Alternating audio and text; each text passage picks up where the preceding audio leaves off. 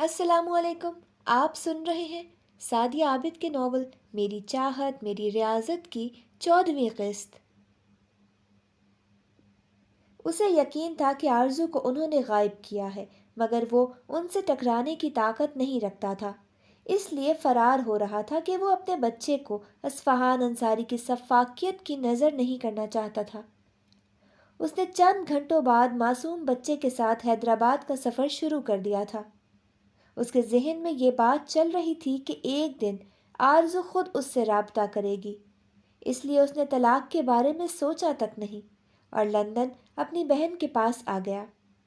شائستہ سے کہہ دیا کہ آرزو ارمان کو زندگی دے کر خود ناتا توڑ گئی۔ شائستہ نے بھتیجے کو اپنی ممتا کی چھاؤں میں لے لیا تھا اور یوں 2 سال گزر گئے۔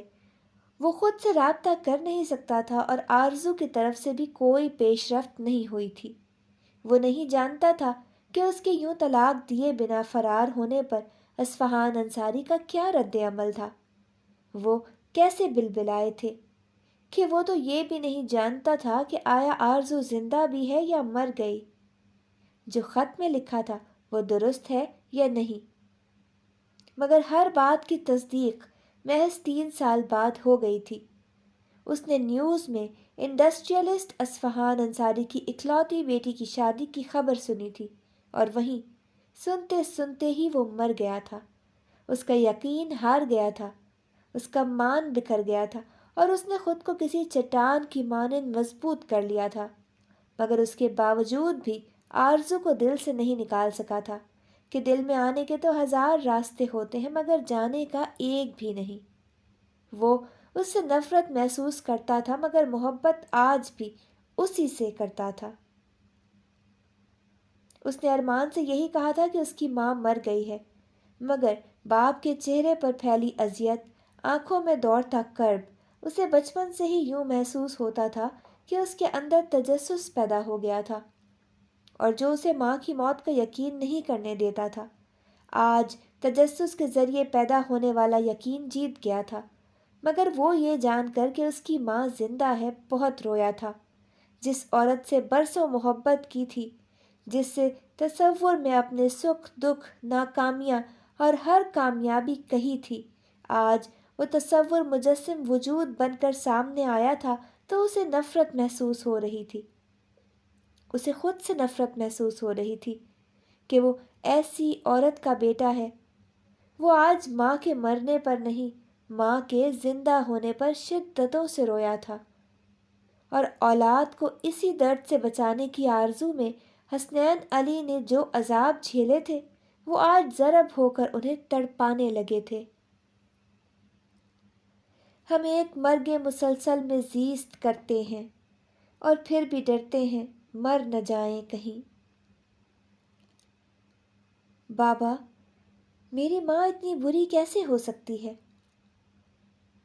وہ بیٹے کا اترا ہوا چہرہ، ملگجا حلیہ، سرخ آنکھیں دیکھ کر ضبط نہیں رکھ پا رہے تھے، اوپر سے اس کا بے بس جملہ، ان کا ضبط بکھرا تھا۔ انہوں نے بیٹے کو سینے سے لگا لیا تھا، ان کی آنکھیں نم تھیں اور وہ نوجوان بچوں کی طرح باپ کی چھاتی سے لگا بلک اٹھا تھا کہ جو سچائی جاننے کا وہ بچپن سے متمنی تھا وہ عیاں ہوئی تھی تو وہ خود پر، اپنے ہونے پر شرمندہ، ٹوٹ کر بکھر گیا تھا، اور اسے ٹوٹنے سے بچانے کو چٹان کی مانند سخت بنے حسنین علی خان نے بیٹے کو سہارا دینے کی ہر ممکن کوشش کی تھی، مگر اسے ایسی چوٹ لگی تھی کہ مدد و سہارا بھی کچھ نہیں کر سکتے تھے۔ بیٹے کی گریہ ازاری پر بس تڑپ سکتے تھے کہ یہی تڑپ چند مہینوں کے وصل کی دین تھی، اور ہجر سے لمبی جدائی ان کی خوشیوں کا روگ بن گئی تھی۔ اسی تکلیف سے بچانے کو سچ کو جھوٹ کے پردے میں چھپائے رکھا تھا۔ وہ شدت کرب سے بولے تھے،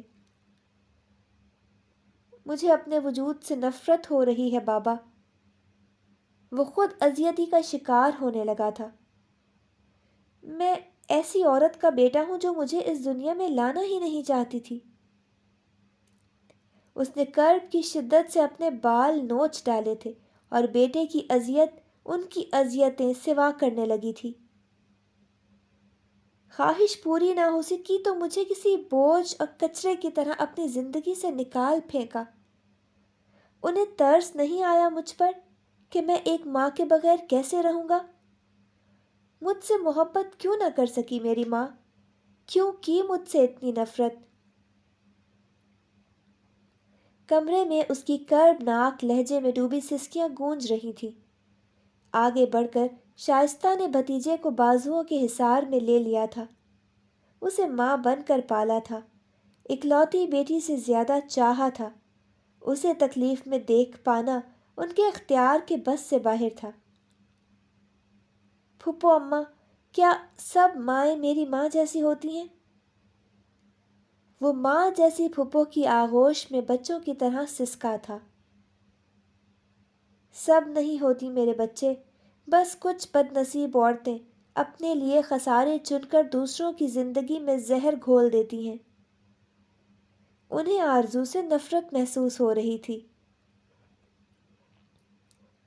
مجھے ملنا ہے اس عورت سے جو میری محرومیوں کا سبب ہے۔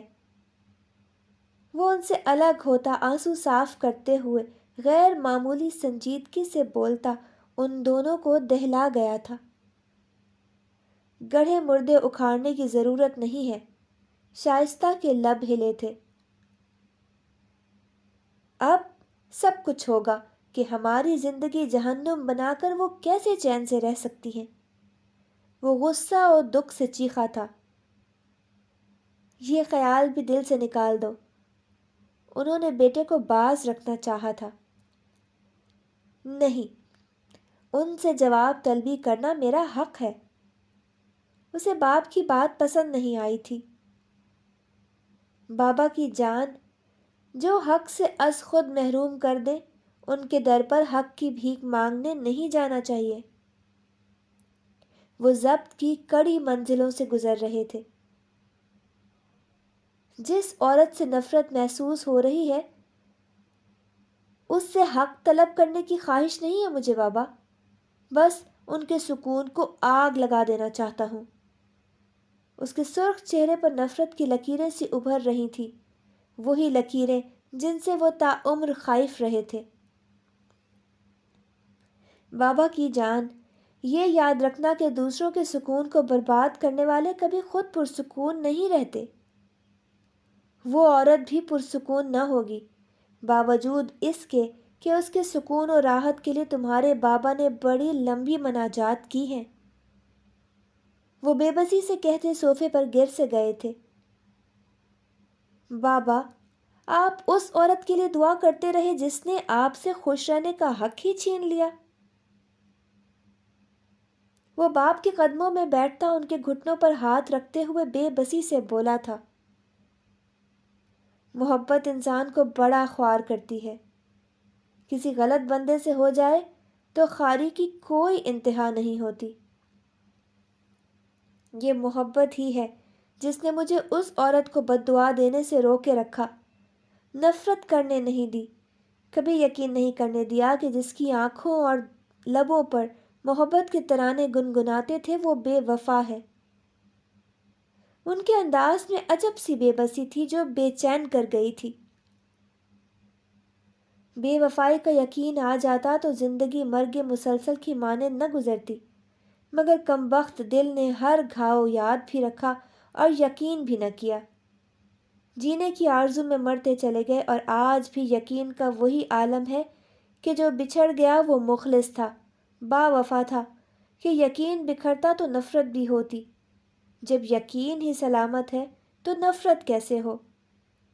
انہوں نے کرب سے آنکھیں میچ لی تھیں اور وہ اٹھ کھڑا ہوا تھا۔ آپ یقین کریں نہ کریں، مگر میرے یقین کے لیے ان کی یہ تحریر ہی کافی ہے۔ اس نے کارپیٹ پر پڑا بوسیدہ سا کاغذ اٹھا لیا تھا۔ آپ کا یقین سچا ہوتا تو 24 برسوں میں کبھی تو وہ لمحہ آیا ہوتا جب وہ ہم سے رابطہ کرتی، اپنی بے گناہی ہمیں یقین سے سونپتی۔ جو بے گناہی کا ثبوت نہ دے پائے، ضروری نہیں وہ گنہگار ہی ہو۔ وہ بیٹے کے مد مقابل آ گئے تھے۔ بس کر دیں بابا، اس عورت کی حمایت کرنا کہ جس نے آپ کی زیست کو مرگ مسلسل کی اذیتوں کی کھائی میں اتار دیا۔ روز روز کے مرنے کے عمل سے خود کو آزاد کریں۔ کر لیں یقین کہ آپ کی وفاؤں کے جواب میں اس عورت نے صرف بے وفائی کے دیپ روشن کیے اور اپنی زندگی کو اجالوں کا ہمنوا کر کے آپ کو اندھی کھائی میں دھکیل دیا، مگر اب انہیں آپ کی ایک ایک اذیت کا جواب دینا ہوگا۔ یہ میرا آپ سے وعدہ ہے۔ اس عورت سے آپ کے دن رات کے لمحے لمحے کا حساب لوں گا۔ وہ ایک جھٹکے سے مڑا تھا اور کمرے میں بند ہو گیا تھا۔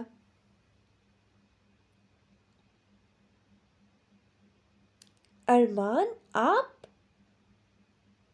زمرد لان میں کین کی کرسی پر کسی خیال میں ڈوبی تھی کہ آندھی طوفان کی مانند کسی کی آمد پر چونک اٹھی تھی، اور متوجہ ہوتے ہی ارمان علی خان کو دیکھ کر اس کے 14 طبق روشن ہو گئے تھے، جبکہ اسے وہاں دیکھ کر تو کم حیرانگی اسے بھی نہ ہوئی تھی۔ وہ دونوں ساکت آمنے سامنے کھڑے تھے۔ تب ہی چوکیدار نے مداخلت کرتے ہوئے بتایا تھا کہ اس نے ارمان کو روکنے کی بہت کوشش کی تھی، مگر وہ اس کی ہر کوشش کو ناکام بناتا انصاری ولاس میں گھس گیا تھا۔ چوکیدار کی مداخلت پر وہ کچھ ہوش میں آئی اور اس کے اسوات میں ہلتے سر کو دیکھ کر بڑی خاموشی سے پلٹ گیا تھا کہ اس کے تصدیق کرنے کے بعد کہ وہ جانتی ہے نوارد کو، چوکیدار کے وہاں ٹھہرنے کا ہر جواز اپنی موت آپ مر گیا تھا، اور اس کے ہٹتے ہی زمرد نے کچھ کہنا چاہا تھا مگر وہ کچھ کہہ نہیں پائی تھی، مگر اس کے حسین چہرے پر خوف کے سائے منڈلانے لگے تھے۔ میں لاہور سے کراچی صرف تمہاری محبت میں چلا آیا اور تم ہو کہ مجھے خوش آمدید کرنے سے ہی برگشتہ دکھائی دے رہی ہو۔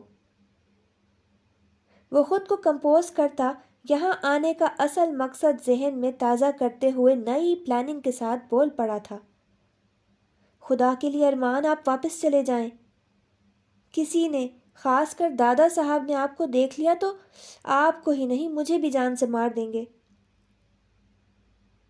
وہ باقاعدہ خوف سے لرز رہی تھی، اور اسی وقت کہیں جانے کے ارادے سے مہران انصاری نک سے تیار لان میں داخل ہوئے تھے اور نوجوان کو دیکھ کر حیرت کا شکار ہو گئے تھے۔ زمرد بیٹا، کون ہے یہ شخص؟ باپ کی آواز پر اس کا دل اچھل کر حلق میں آ گیا تھا۔ اس نے بڑی ملتجی نگاہ اس پر ڈالی تھی اور ڈرتے ڈرتے باپ کی طرف دیکھا تھا، مگر وہ اس کی جانب نہیں ارمان کی طرف متوجہ تھے، اسے بغور دیکھ رہے تھے کہ اس کا چہرہ کافی شناسا محسوس ہو رہا تھا۔ میں ارمان حسنین علی خان ہوں۔ زمرد، وہ ان کی نگاہیں خود پر محسوس کرتا دھیمے سے بولنا ہی شروع ہی ہوا تھا کہ اس نے ہاتھ جوڑ دیے تھے۔ اس کی آنکھوں سے آنسو بڑی روانی سے بہہ رہے تھے۔ اس نے یکدم ہی لب بھینچ لیے تھے، جبکہ مہران انصاری پر گویا کوئی آسمان ٹوٹ پڑا تھا۔ اس کی ادھوری بات سے فی الحال انہیں کچھ لینا دینا نہیں تھا کہ وہ تو اس کے تعارف پر ہی پتھر ہو گئے تھے، اور وہ شناسائی جو پہلی نظر میں اپنے ہونے کا احساس بخش گئی تھی، یکدم تقویت پاتی محسوس ہوئی تھی۔ تم نے کیا نام بتایا اپنا؟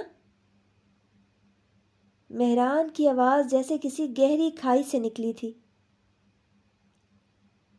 ارمان، جو سب کچھ فنا کر دینے کے ارادوں سے آیا تھا، وہاں زمرد کو پا کر اس کے ارادے میں پہلی ضرب لگی تھی، مگر باپ کی اذیت کا خیال، اپنا محروم بچپن، کیا یاد آیا کہ وہ خود کو کمپوز کر گیا تھا اور پینترا ہی بدل ڈالا تھا، اور اپنے آنے کا یہاں اصل مقصد، اپنی اصل پہچان چھپانے کا سوچتا زمرد کے حوالے سے ان سب سے بات کرنے کا ارادہ باندھ گیا تھا کہ اس کی سب سے بڑی بے بسی یہ تھی کہ وہ اپنی ماں کی شکل سے ہی ناواقف تھا، کہ وہ یہاں باپ کی مرضی کے خلاف انہیں بتائے بغیر کراچی آیا تھا۔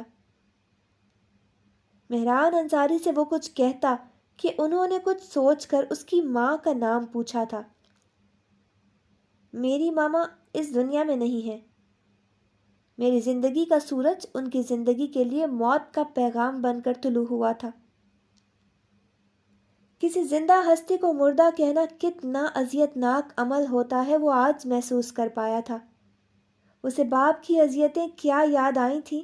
اس کا دل کیا تھا کہ وہ سامنے کھڑے شخص اور اس گھر کے ہر مکین کو اپنی نفرت کی آگ میں جلا کر خاکستر کر دے۔ کیا تمہارے پاس اس وقت تمہارے بابا کی کوئی تصویر موجود ہے؟ وہ اس کی کشمکش سے انجان اپنی الجھنوں کا سرا ڈھونڈنے کو بولے تھے، اب کہ زمرد بھی ٹھٹک گئی تھی۔ زمرد، تم نے تو کہا تھا کہ تم نے میرے بارے میں انکل کو ابھی کچھ نہیں بتایا، مگر یہ میرے اندر جتنی دلچسپی لے رہے ہیں اس سے تو صاف لگتا ہے کہ یہ ہمارے بارے میں سب کچھ جانتے ہیں، اور یہ تو کافی خوش آئند بات ہے۔ اس نے جان کر ان کی بات پر کوئی رد عمل ظاہر کیے بنا ساکت کھڑی زمرد کو بے تکلفی سے مخاطب کیا تھا، اور اس کی تو جان پر بن آئی تھی۔ وہ ہراساں سی باپ کو دیکھنے لگی تھی، مگر وہ اس وقت جن الجھنوں کا شکار تھے وہ اس سب کو محسوس ہی نہیں کر سکتے تھے کہ کسی قسم کے رد عمل کے طور پر اس سب پر غصہ کرتے۔ اسی وقت گیٹ کھلا تھا اور اصفہان انصاری کی گاڑی داخل ہوئی تھی، اور اسے دیکھ کر وہ دونوں باپ بیٹا بے طرح چونک اٹھے تھے کہ اس کے چہرے میں باپ کی شباہت بہت تھی۔ ایسے میں وہ نہ چونکتے تو مقام حیرت ہوتا۔ اصفہان انصاری کو اپنے جذبات پوشیدہ رکھنے میں ملکہ حاصل تھا۔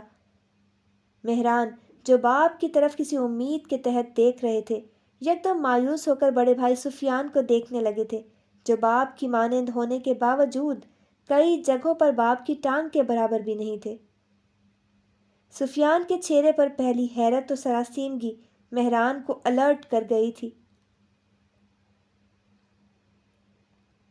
پاپا صاحب، یہ ارمان خان ہے، ہماری لاہور والی فیکٹری میں کام کرتا ہے۔ وہ دھیمے سے بولے تھے اور وہ بیٹے کو ناگواری سے دیکھنے لگے تھے۔ کام کرتا ہے تو گھر بلانے کا کیا مطلب نکلتا ہے؟ انہوں نے ابرو چڑھائے تھے۔ وہ جتنا خود کو مطمئن ظاہر کر رہے تھے، زندگی میں پہلی دفعہ اتنے ہی غیر مطمئن تھے کہ اس کا چہرہ اس کی پہچان بنا انہیں کیا کچھ نہیں یاد دلا گیا تھا۔ آپ سن رہے تھے سعدی عابد کے ناول میری چاہت میری ریاضت کی 14ویں قسط۔ 15ویں قسط کے ساتھ انشاءاللہ بہت جلد حاضر ہوں گے۔ اللہ نگہبان۔